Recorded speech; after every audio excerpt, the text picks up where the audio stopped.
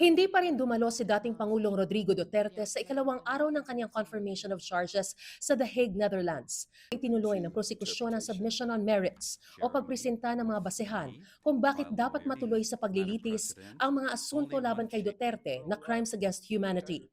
Inilatag ni trial lawyer Edward Jeremy ang sa count 2 at 3 na sakop ang halos 60 pagpatay at tangkang pagpatay mula 2016 hanggang 2018 sa administrasyon ni Duterte.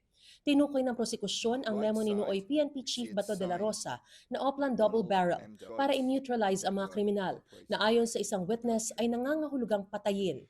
Tinawag na high-value targets ang 14 sa mga biktima dahil sa pagkakasangkot umano sa drug manufacturing o mga drug syndicates. Naroon daw sila sa isang listahan na tinawag na PRRD list at marami raw sa mga nasa listahan na patay. This list was used by the police in their operations.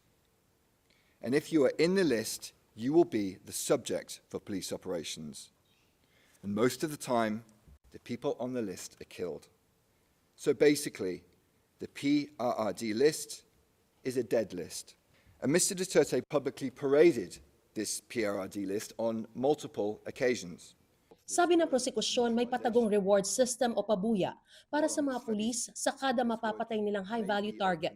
Kasama raw dito ang pangako ni Duterte na poprotektahan niya ang mga pulis at militar na magsasagawa ng pagpatay. For as long as there is that power to pardon sa Konstitusyon, yan ang weapon ko against crime. Magmasakir kayo ng 100, di ba, 100 din kayo, edi pardon lahat eh.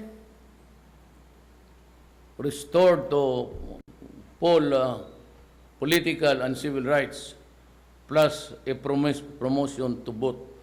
Kasama sa mga pinaslang sina dating Albuera Leyte Mayor Rolando Espinosa Sr.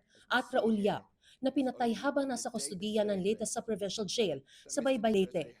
Ay, yung mayor ng Albuera, mabuti nakaabot siya doon kay Bato na pinahanap ko, shot on sight, parang aso. Eh, ang tingin ko talaga sa inyo, kayo parang aso. According to the PNP's official narrative of this incident, there was a shootout between Espinosa and Yap and officers who attempted to serve search warrants on them while in prison.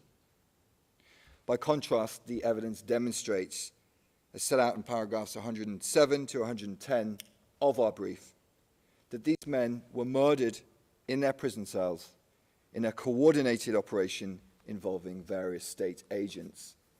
CCTV was disabled, guns were planted in their cells, rewards were paid. And as we see on the slide now on our screens, tab 48 of our list of materials, both Mr. Espinosa and Mr. Yap were included in the PRRD list. Marami rin daw sa mga pinaslang ay lower-level alleged criminals sa tinawag na barangay clearance operations. Sa ilalim ng count 3, tinukoy ang 43 murder at 3 attempted murder sa pagitan ng July 2016 at September 2018. Ang nakababahala, meron ditong mga menor de edad, gaya ni Kian de los Santos at 2 iba pa. Ipinakita rin si Duterte nang magsalita siya sa Tondo, Maynila noong 2016 kung saan inutusan niya umano ang mga tao na pumatay. Kung anak niya, ikaw ang pumatay. Kung anak niyang adik, kayo ang pumatay para hindi masyado masakit.